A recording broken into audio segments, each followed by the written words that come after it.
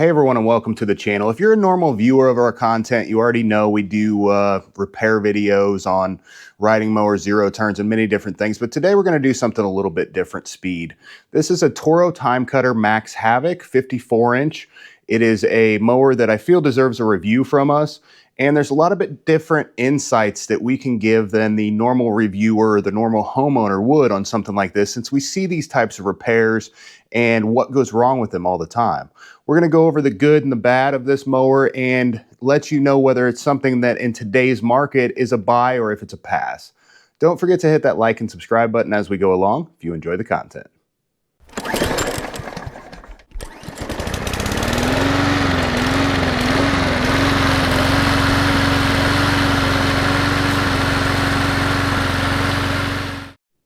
The first thing when looking at this that I think anyone would kind of notice is the red and black color scheme is very aesthetically pleasing. It's a very good looking mower. It looks like it's a good quality.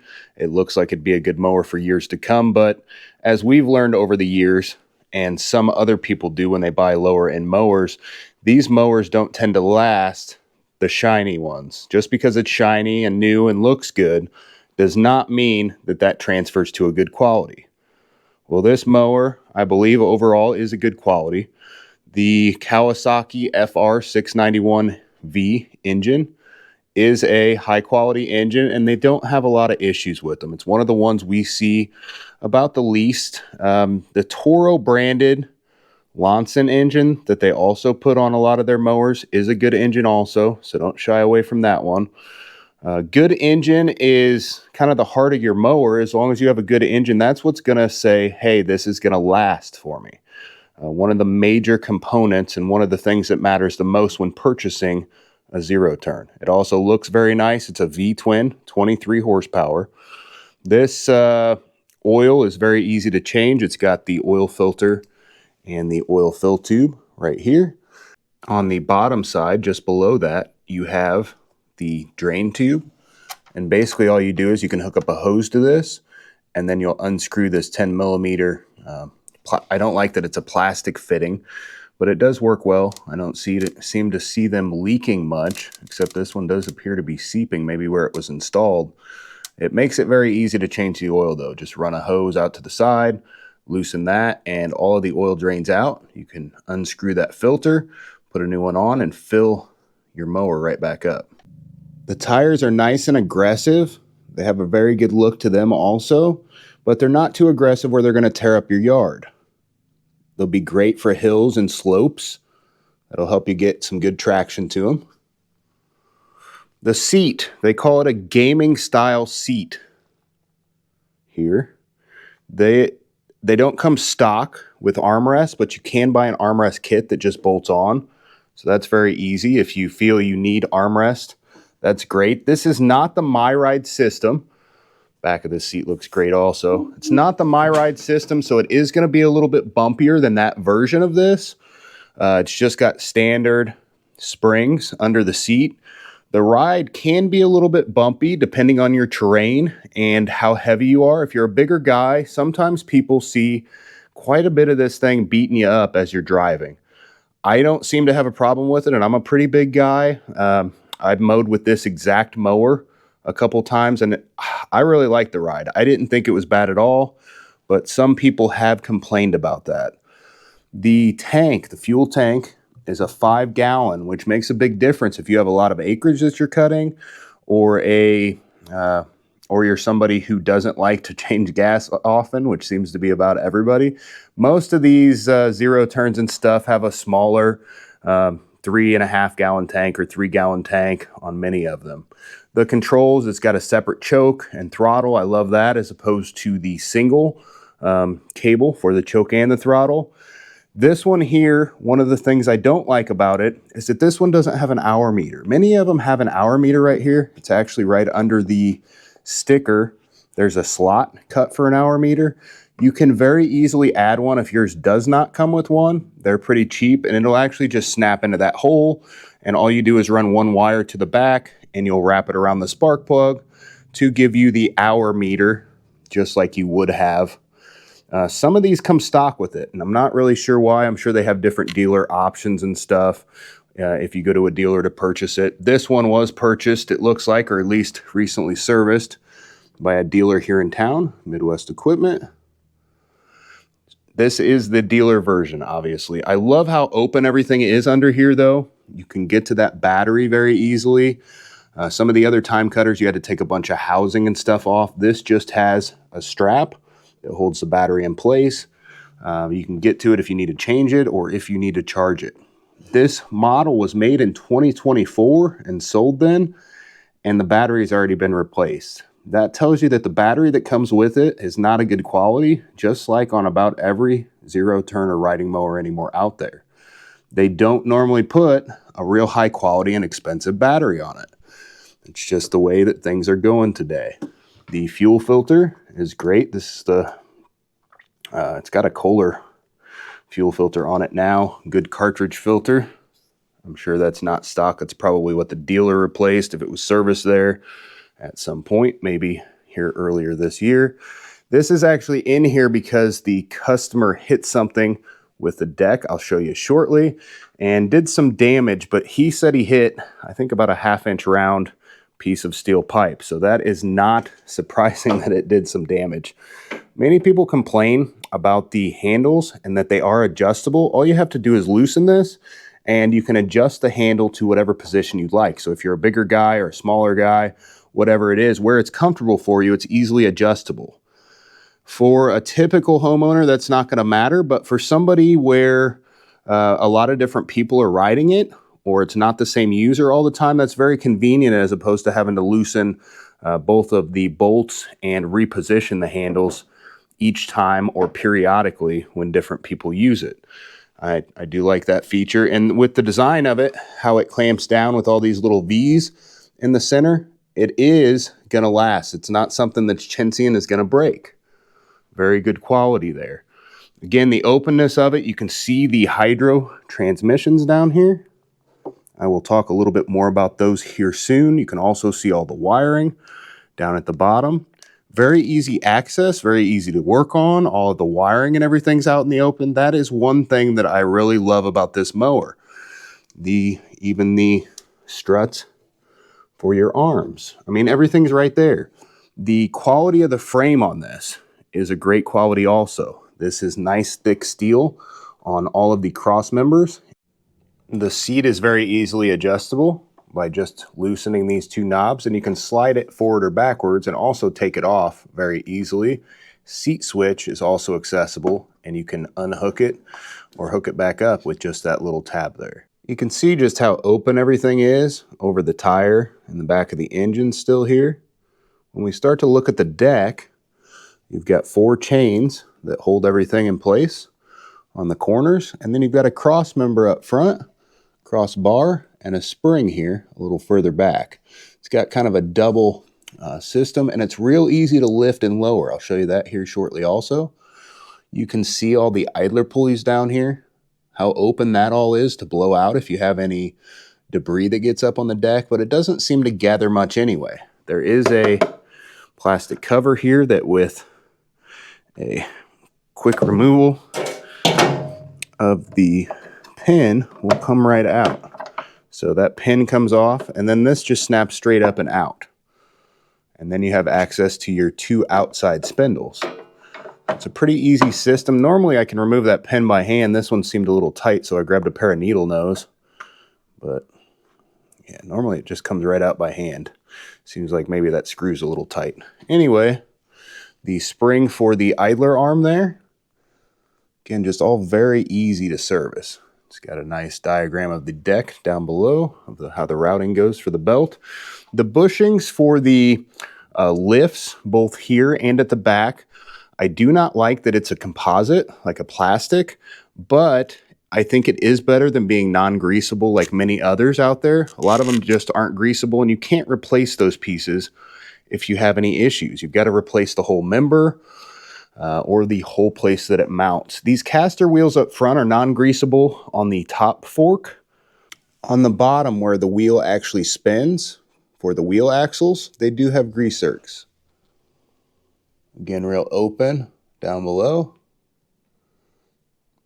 And you can see the grease zerk here also. These are pneumatic tires. They are not solid tires, but that takes a lot of the bounce out of your ride also, as opposed to being solid tires. You could replace them if you wanted to at some point. I don't know why you would. It has a nice access to get underneath and see the whole deck here also.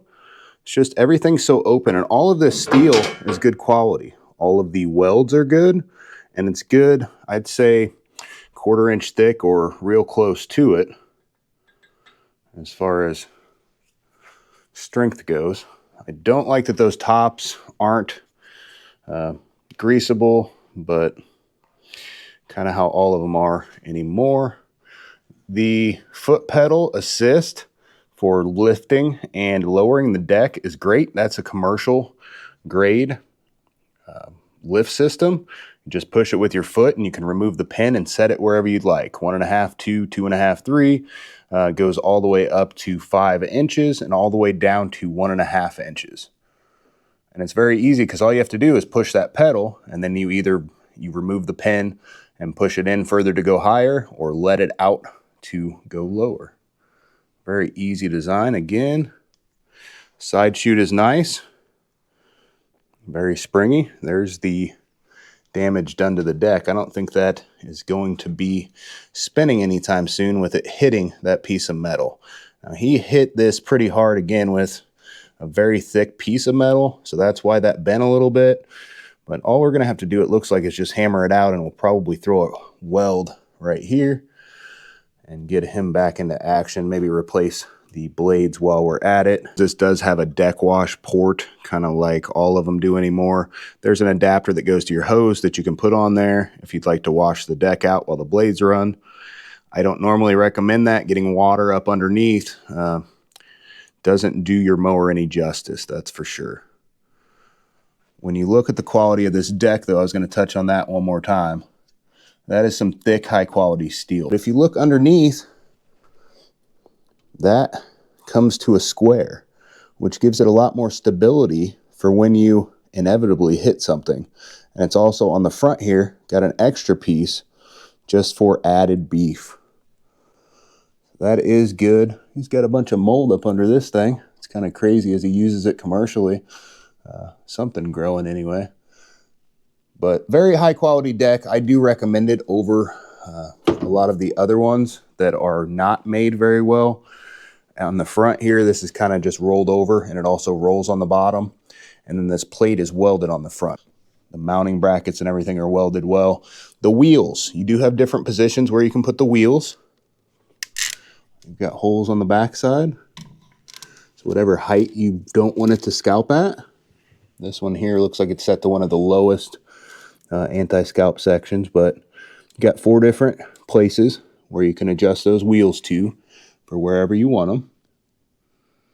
See on that one there also.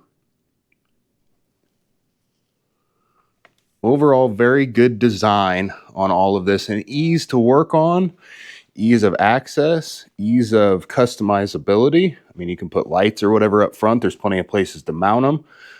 I don't really prefer to mow it dark, but apparently some people do. If you're one of those, hey, put some lights on it. No problem. Deck over on this side, fully welded here, welded at where this back piece comes around, and it is welded pretty good at the corners. Adjustment on this is very easy too. All you have to do is take the nut free on the back side, and you can level this, so you can bring it up, and then you just bolt this back down to where it's level. And there is one on both sides for that adjustment. On that other side, if you have an issue where one or the other needs to go up or down, that's all you have to do. And that's on all 4 corners. You can level this deck very easily by doing that. One of the great serviceability factors of this mower. One of the crazy things is we've been through this whole thing, and I didn't even notice that belt down below is wrapped to the bottom of the idler pulley instead of to the top of it. That's not a real good place for it. I don't think it's going to work real well there. Go to the hydros down below, which is another one of your very important components. It is one of the major reasons why I do like these, but one of the things that I feel could be upgraded. This is a 2200. It is not the commercial version of the ZT 2800, which would have an external oil filter. This one is technically serviceable. You could change the oil in it, but the problem is, in order to do that, you do have to drop the hydro. It does have an oil fill port up top, so you can refill it and everything, but dropping the hydro to serviceable, or to service it, is just not something that I feel you should have to do. I really wish they would have upgraded these, but to keep it at the $4,000 price point, they probably didn't have that option. The electric PTO clutch is a good quality. Most of those on different mowers, people don't have a whole lot of issue with anyway.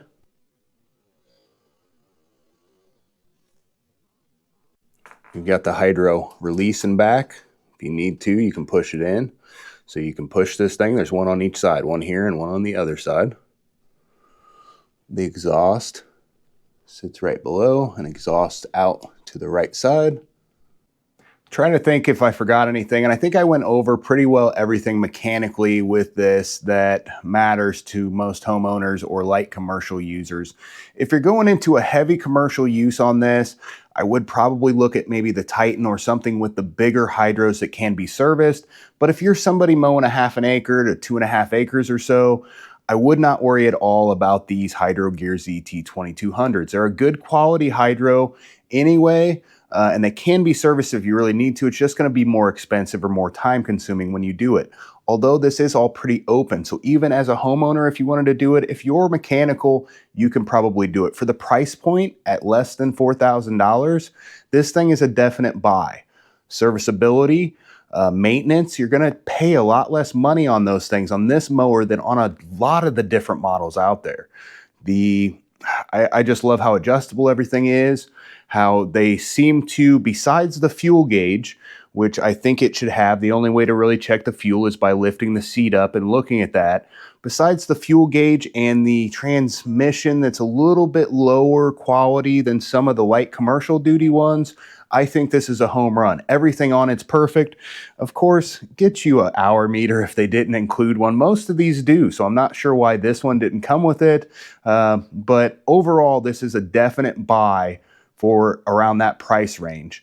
When you get into those ZT2800s and the 3200s, everything up from there, you're probably going to spend anywhere from $1,500 to $2,000 more.